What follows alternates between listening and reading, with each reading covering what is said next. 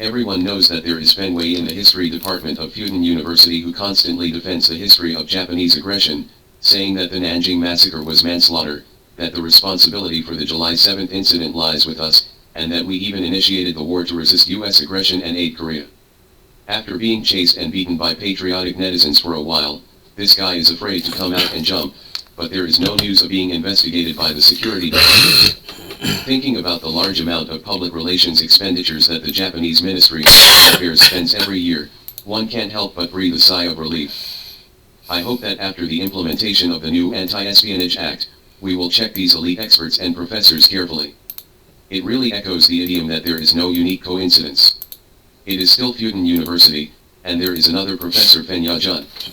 The media said that he is a well-known expert on Russia. What point did he make? We will list them one by one and make rebuttals at the same time. In order to make it easier to distinguish, I added his original words in italics and changed them to gray, and the key points are black and bold. Please pay attention. One of the rebuttals: why do you ignore the historical origin of the Russia-Ukraine conflict? He believes that the full annexation of Ukraine and the reintegration of Ukraine into Russia's territory are the true desires of Russia. He also believes that Putin has a desire to avenge the collapse of the Soviet Union. He believes that Ukraine is fighting a war to defend its homeland. The reason is that, regardless of its historical origins, Ukraine has become an independent sovereign state after the disintegration of the Soviet Union. According to international law, Ukraine has the right to independently choose its own development path and foreign policy. In terms of policy trends, any fictitious and anticipated rhetoric that Ukraine's joining NATO poses a security threat to Russia cannot be used as an excuse for preemptive military strikes against Ukraine. I don't understand. Experts and professors are not required to indicate the source when they speak and write articles? Isn't the claim justified? Where do you get evidence that the annexation of Ukraine is Russia's inner desire? How do you know that Putin wants to avenge the disintegration of the Soviet Union? Can you see into Putin's heart? Regardless of this, let's continue. First of all, why do you want to put aside the historical origin? The history of the disintegration of the Soviet Union has a direct historical causal relationship with the current Russian-Ukrainian territorial disputes. It is precisely because other Ukrainian territories, including Crimea and Ukrainian states, were historically part of Russia and were all part of the Soviet Union. Sent to Ukraine.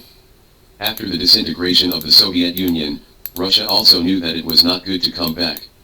At that time, the two sides were still brothers, so they signed the Ukraine-Russia Friendship Treaty with Ukraine, and Russia had to recognize the status quo of Ukraine's territory. But you should know that this treaty has preconditions and a deadline. The precondition is friendship, and the duration is 10 years. If you want to change or abolish it, you need to notify the other party half a year in advance, otherwise, it will automatically continue for the next 10 years. But everyone knows what happened later. In 2014, the United States launched a color revolution against Ukraine, and Ukraine began to fall to the West. It wanted to join the European Union and NATO, and began to derussify. Ukraine is no longer friendly to Russia, so the Ukraine Friendship Treaty will naturally exist in name only. At that time, Putin said, we should start working for the return of Crimea. With the reopening of Crimea to Russia, Ukraine also abolished the Ukraine-Russia Friendship Treaty in 2018. At this time, the territories of the two countries have returned to a state of dispute. That is to say, the Ukraine-Russia Friendship Treaty is the document of international law that resolves the territories of the two countries. When the treaty takes effect, it is international law. International law. Fenya Jun also believes that Russia's military actions against Ukraine have violated the terms of mutual respect for independence, sovereignty, and territorial integrity in all bilateral treaties signed by the two countries since the disintegration of the Soviet Union. He used one word, all. But in my opinion, the main international legal document related to territorial disputes is the Ukraine-Russia Friendship Treaty. Knowing that this treaty sets friendship as a precondition and stipulates a 10-year period in it, and then knowing the fact that this treaty has been abolished, can it be said that Russia has violated this expired international law? Here it is necessary to talk about the basic principles of international law. If I do not participate in or agree to something, it is invalid for me. Since the Ukraine-Russia Friendship Treaty has a time limit and is not a permanent treaty, it also provides the possibility for either party not to renew the contract, so there is no such thing as breaking the contract. Putin can fully say in accordance with the spirit of the principles of international law that due to Ukraine's unfriendliness, the things I participated in and agreed to before, but now I do not participate in or disagree with them, and they were valid for me before, but will not be valid for me in the future. There's nothing wrong with that. Therefore, our country says that the Russia-Ukraine conflict has a complicated history. Its clear attitude is that this is a historical issue left after the disintegration of the Soviet Union. This is why we have not followed Western public opinion to accuse Russia of aggressing Ukraine. You, the Vice President and Professor of Fudan University, why should you ignore the historical origin? Isn't this the causal relationship between history and reality? You said that Ukraine is defending the country, isn't it accusing Russia of engaging in aggression? Rebuttal 2. International law is not a universal axiom, and aggression needs to be redefined. Fenyajun also believes that according to international law, Ukraine has the right to independently choose its own development path and foreign policy direction. What he meant was that Ukraine has the right to join NATO, which is to independently choose its own development path and foreign policy. This seems to be reasonable, but the problem is also very big. First, he equated international law with international axioms and international morality. We can refute it by giving a counterexample. For example, the United States has always refused to participate in the Convention on the Prohibition of Biological and Chemical Weapons passed by the United Nations General Assembly. Therefore, this international law has no effect on the United States. The United States can blatantly develop biological and chemical weapons and deploy biological laboratories around the world. What the United States does not violate international law. Because he did not participate and did not sign a contract, it is invalid for him. As an international law, this convention is only valid for participating countries, and it is invalid for the United States. It is not against international law for the United States to engage in biological and chemical weapons and deploy biological laboratories around the world, but does it conform to international morality? Therefore, conforming to international law does not necessarily conform to morality. Because there is no supranational power in the whole world, the world is in a state of anarchy, and the illegal acts of various countries cannot be enforced. To put it bluntly, this world is still a lawless jungle world. The so-called international law is only made up of bilateral or multilateral agreements. I participate in and agree to it, and it is valid for me. Such international law has no mandatory binding force on any country. The United States has repeatedly broken contracts and withdrawn from the group. What can you do with him? Yes, if you insist that Ukraine's entry into NATO is in line with international law, then the Ukraine-Russia Friendship Treaty will be invalidated and will lose its binding force on both sides. Russia will no longer recognize the status quo of Ukraine's territory. If it wants to take back its homeland, it will not violate international law, because the treaty is void. Can we say that Russia violated a void international law? There is a saying in China that justice is in the hearts of the people, but there is no such thing as justice in the law. Because the justice of the law ultimately needs to be reflected by the judge's conscience. In this anarchic jungle society, it would be a nerd's way to judge world with international law everywhere. Second, he ignores that the essence of NATO's eastward expansion is the expansion of US military hegemony. What is NATO?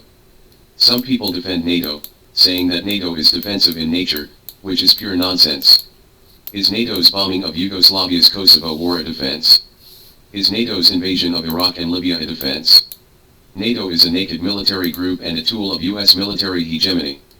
The Chinese Ministry of Foreign Affairs has made it very clear on the political settlement of the Ukrainian crisis. The security of a country cannot be at the expense of the security of other countries, and regional security cannot be guaranteed by strengthening or even expanding military blocs. Although we do not approve of Russia's attack on Ukraine, we also oppose NATO's eastward expansion. If Japan and South Korea want to join NATO, we will oppose and even counter it. Why should Russia sit idly by? If it was the era of cold weapons, as long as it did not constitute an invasion, it would not be a threat, but in this era, the range of light cannons can reach hundreds of kilometers, let alone rocket launchers and missiles. Not to mention the hostile NATO military bloc, but the non-hostile neighbors stockpiling tons of fireworks and firecrackers outside your wall. Can you sleep soundly? The era of hot weapons, especially the proliferating nature of chemical weapons and biological weapons, has subverted the traditional concept of aggression. If your neighbors know about tons of explosives, they will come to your door and force you to move them out. Is this considered a home invasion?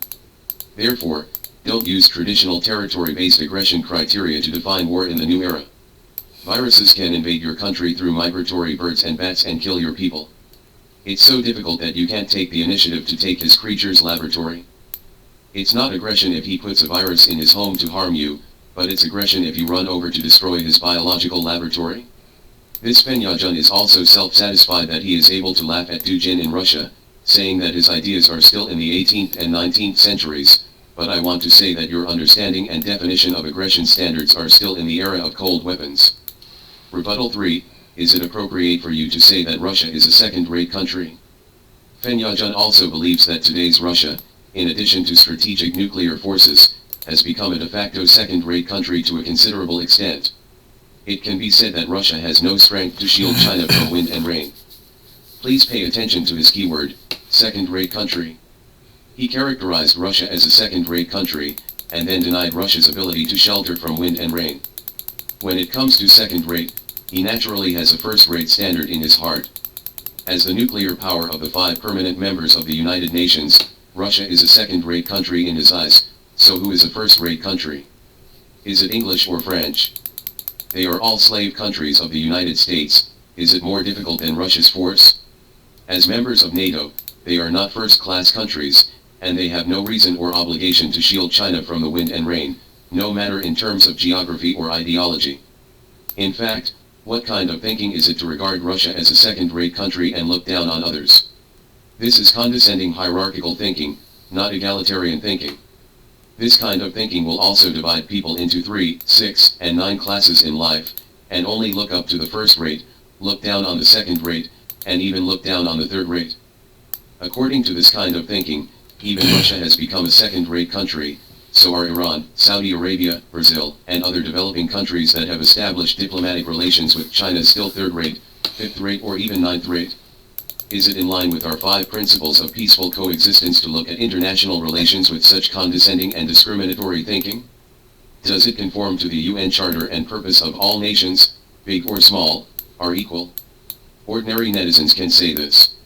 You, a dignified deputy dean and professor of the Institute of International Relations of Fudan University, even made such inappropriate remarks that are inconsistent with the country's foreign policy. To put it bluntly, either stupid or bad.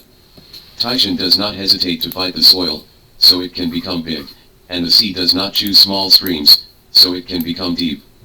In the future, if we want to build a united front against hegemony and promote a community with a shared future for mankind, we must unite all countries, nations, and forces in the world, and we must never let this condescending hierarchical thinking dominate our foreign policy. If even Russia is looked down upon like Fen Yajun, which other countries are willing to sincerely unite around China?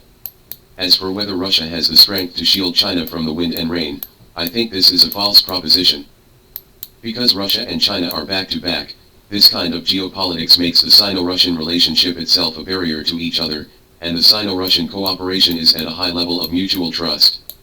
Russia only needs to shield itself from the wind and rain, and it is shielding China from the wind and rain. Similarly, China is stable. Living in Northeast Asia is not only protecting itself from the wind and rain, but also protecting Russia from the wind and rain. This is determined by the geographical relationship between the two countries, and in strategic terms, there is a problem that the subjective is for oneself and the objective is for others. The two countries can support and cooperate closely with each other according to changes in the situation. Fen Yajun put aside geopolitical interdependence and talked about a subjective question of who is for whom. Isn't this nonsense? Rebuttal 4. Do you dare to use arguments that have been refuted by the Ministry of Foreign Affairs? This Fen Yajun also said, the Russian leader publicly stated in 2019 that Russia should be a smart monkey and sit and watch the tigers fight between China and the United States. The implication is that Russia is not willing to shield China from the wind and rain. But in fact, this sentence reported by foreign media began in June 2019 during the Sino-US trade war. Putin quoted the Chinese proverb of sitting on the mountain and watching the tiger fight, but there are a lot of words behind it. I looked it up, and Putin's original words are as follows: everything is changing, and the situation depicted in Chinese proverbs has also changed. The United States has imposed various restrictions, such as launching a tariff war, which will damage the world economy. The Russian side will fight for space for fair and democratic trade rules. It should seem that Putin just started with the proverb of China, and then negated this gesture with changes, explaining Russia's true attitude, which is to strive for space for fair and democratic trade rules. Obviously, Putin is on China's side. This sentence, which was taken out of context by foreign media to sow discord, was refuted by Geng Shuang, who was speaking at the Ministry of Foreign Affairs at the time. He refuted it like this: "I have seen some media reports, and I would like to suggest that these media take a serious look at President Putin's statement. Answer the full text of the question, watch the whole process of the video, and don't take it out of context." Geng Shuang repeated Putin's original words, and then reiterated that both China and Russia firmly oppose unilateralism, protectionism, and bullying. Finally, Geng Shuang also said that any attempt to provoke Sino-Russian relations will not succeed. At this point, everyone understands, right? The sitting on the mountain and watching the tigers fight quoted by Putin has long been characterized by our Ministry of Foreign Affairs as taking out of context and sowing discord, but our Fudan University professor Feng Yajun, Deputy Dean of the Institute of International Relations of Fudan University, 4 years later in 2023 Nian even used it to quote his own article to imply that Russia did not want to shield China from the wind and rain. Here, I can't help but want to ask, where does the wind come from and where does the rain come from? Didn't you say earlier that Ukraine's accession to NATO independently chose its own development path and foreign policy direction? Since it can bring wind and rain to China, will it bring more wind and rain to Russia? He finally showed his flaws and had to admit secretly that Ukraine's entry into NATO could bring storms to Russia. Rebuttal 5. Why didn't you say anything against the US and the West? Take some of the original words in his article and make a brief comment. In the summer of 2019, Du Jin was invited to China and was regarded by many people as Putin's national teacher and worshipped like a god. In a small exchange during the event, I told him directly that in his conception, there is no idea of interdependence under the conditions of globalization, no idea of harmonious coexistence of different civilizations, and no principle of modernity in industrial civilization and post-industrial civilization. You live in the 21st century, but your ideas are still in the 18th and 19th centuries. I'm not sure of Du Jin's thinking, but seeing Dean Feng who is able to tease Du Jin, I still feel too bookish. We can all call out for interdependence under the conditions of globalization and the harmonious coexistence of different civilizations. But we must see that the US hegemony dominated by the Yangtze nation has no such concept. If the world's disadvantaged nations want to win space for survival and development, we must never forget the struggle while shouting for interdependence and harmonious coexistence. Check out his original words. Facing a local war of historic significance since the end of the Cold War, the domestic public opinion field pays more attention to the outcome of the war, focusing on the strength of all parties and the game between major powers. International law, international justice, and axioms are seldom brought into people's field of vision. In the thinking of many people, it is basically power politics and the law of the jungle. However, it should be noted that this war shows that axiom and justice are the final decisive factors, and it is not only the comparison of the military strength of the two sides that determines the final outcome.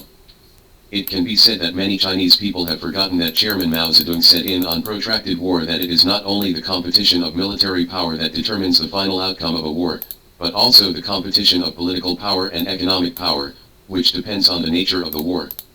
Is it a just or an unjust war? Behind the international law, Dean Feng finally came up with international justice and axioms. Does the Nazism of Ukraine conform to international justice? Does NATO's eastward expansion conform to international axioms? Is it in line with international justice and axiom that the United States and the West want to fight Ukraine to the last person? Why do power politics and the law of the jungle become something in the minds of many people in your writing? This is still the bloody reality of the whole world.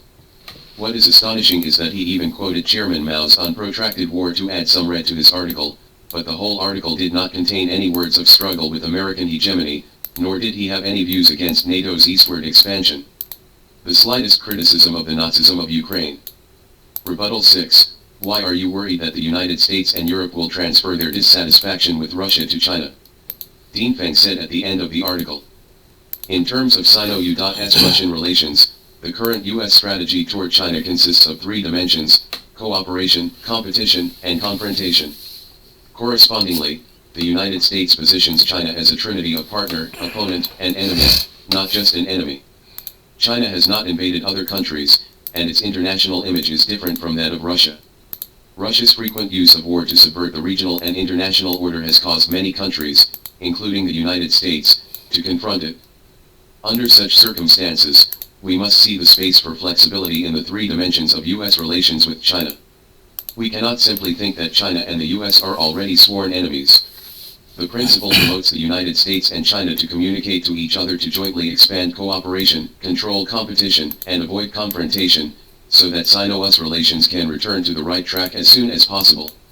It is necessary to prevent the United States, Europe, and other countries in the world, including neighboring countries, from passing on their dissatisfaction with Russia to China. At the same time, we must adhere to the fundamental principles of non-alignment, non-confrontation, and non-targeting of third parties in Sino-Russian relations. Take a look, the entire article does not express any intention of fighting the United States. It is entirely asking China not to regard the United States as a sworn enemy, and to completely turn a blind eye to the United States' unilateral suppression and containment of us. In the face of the increasingly serious derailment in the United States, he wishfully hopes that we can push Sino-US relations back on track. He feels that this is not a theory of husband and wife in Sino-US relations, but rather an argument that China is like a concubine. While suggesting that China flatter the United States, he also did not forget to drive a wedge between China and Russia, calling for preventing the United States, Europe, and other countries from passing on their dissatisfaction with Russia to China. What do you mean? It is to follow the trend of the United States and the West and ask us not to get too close to Russia.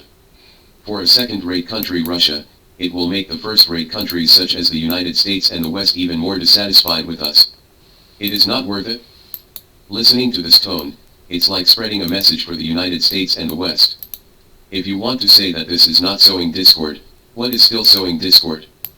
The United States has long listed China as its biggest opponent, and has a long history of unscrupulous suppression and containment, but he is still worried that the United States will pass on its dissatisfaction with Russia to China.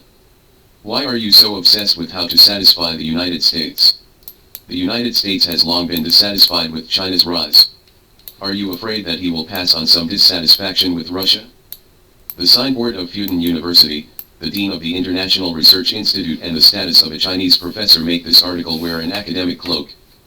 But looking at the full text, it feels like a high-level public relations soft article that sits crookedly, only speaks for the United States and the West, and sows Sino-Russian relations. The full text is over. Thank you for reading. Originality is not easy. If you think the writing is good, please. Recently, U.S. President Biden stated at the G7 summit that Sino-US relations will ease. Then on the day he made his statement, China announced that Micron's products sold in China had not passed the cybersecurity review, and domestic key information infrastructure operators should stop purchasing Micron's products. Micron's failure to pass the security review meant that the American chip company's sales in China were directly cut off. Micron's main products are NAND memory chips and solid-state drives. Micron has always had a criminal record in promoting the U.S. government's sanctions against China's semiconductors. It was impossible before, but now it can show that there are domestic alternatives. Some time ago, the price of solid-state drives was cut in half, and we knew that domestic production had already come out, and the Chinese storage industry no longer needed Micron. Regarding China's decision, Micron did not complain. After all, things like eating and smashing bowls will overturn sooner or later, which also shows that China has solid evidence. If the matter becomes serious and China releases the details of the review, other markets of Micron will definitely be affected, so Micron still adopts a calm attitude. However, the US government was obviously not used to China's action at the beginning. The US side stated that it resolutely opposed restrictive measures without factual basis. What is more interesting is that Matthew Miller, the new spokesperson of the US State Department, was asked this question in his first show. He still followed the script to talk about open markets and transparent regulatory mechanisms. Reversely, the United States can ban Chinese companies. Why not allow China to do the same? China can also have security concerns. Why can the United States and China not? Miller was even more speechless. The American double standard is so blatant. But without factual basis, this is what the United States did. The United States used the so-called national security issue to list more than 1,200 Chinese companies and individuals. How many times has it presented evidence? China censored Micron and the United States sanctioned it. Many Chinese companies are fundamentally different. McCall, chairman of the Foreign Affairs Committee of the U.S. House of Representatives, reacted even more aggressively, arguing that China's legal system is like a mafia and criticizing China for bullying American companies. It is quite rare for the United States to accuse other countries of bullying. In the international community, bullying is used to it. Of course, it would be unbearable when the position is reversed.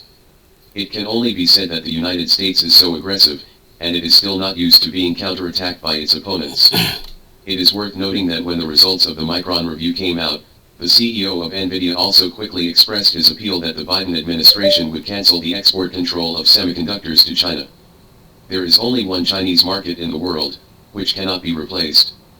South Korea also asked the United States to relax its restrictions on the expansion of chip production in China, which really had the effect of killing chickens and monkeys. After overreacting at the beginning, the US government came back to its senses and began to reason. Recently, White House National Security Council Strategic Communications Coordinator John Kirby also responded to this matter, but he said that China's position is very tough, but the White House is communicating directly with China, and it is expected that this incident will not undermine the White House's efforts to restore Sino-US relations. And efforts made. He also continued to emphasize that he will continue to promote U.S. Secretary of State Blinken, Treasury Secretary Yellen, and Commerce Secretary Raimondo to visit China. To put it simply, this matter is nothing, and it will not affect the overall situation of Sino-US contact and dialogue. See, as long as the United States is hit hard, the Americans will speak the truth, this time in a language they understand. The U.S. imperialists are very arrogant. Wherever they can be unreasonable, they must be unreasonable. If they try to be reasonable, they will be forced to do so. The United States is so eager to engage with China, which shows that its domestic problems are imminent. At this time, it should be more rhythmic with the United States.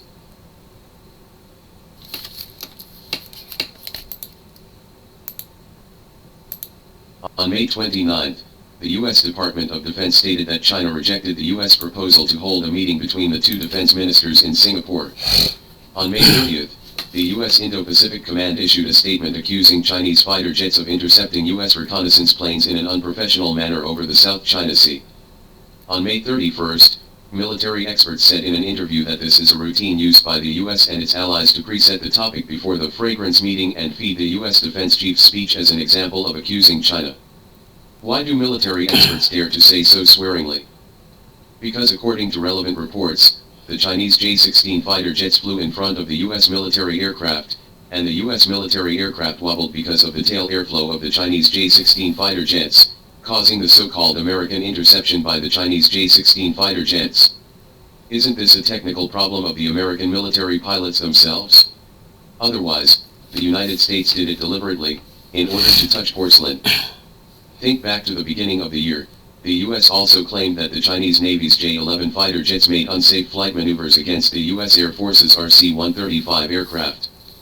Air Force Colonel Tian Junli, spokesperson for the Southern Theater Command, said that a U.S. RC-135 aircraft deliberately approached the coast of South China and the Xisha Islands in Hainan for reconnaissance. Regardless of repeated warnings from the Chinese side, he suddenly changed his flight attitude and squeezed to the left of the Chinese follow-up aircraft, making a dangerous approach. And what is the truth?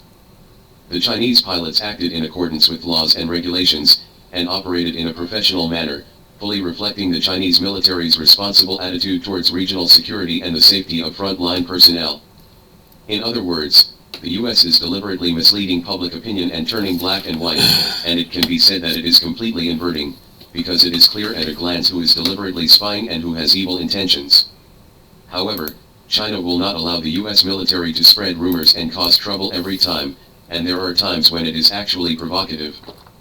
For example, when the Chinese J-11 intercepted the U.S. RC-135 reconnaissance plane in the South China Sea airspace, the Chinese military plane was in front of the U.S. reconnaissance plane, and the closest distance between the two was less than 3 meters. About 130 carrier-based aircraft took off and landed, and it was found to be sailing close to Guam, the United States, for the first time during the exercise. What the United States likes to do most is to crazily provoke all aspects of China. Whether it is the former U.S. President Trump or the current U.S. President Biden, their acting styles are as childish as playing games, which makes Chinese netizens feel angry and funny every time. It is also because of this that China only takes some necessary substantive actions at the right time, because China needs to do too many serious things and has no time to play house with the United States, but no matter how busy it is, it still wants to show its muscles in front of the United States. Yes, otherwise the United States really thinks that China is afraid. This time the United States came to frame our Chinese military aircraft again, simply because China rejected the meeting proposal from the United States.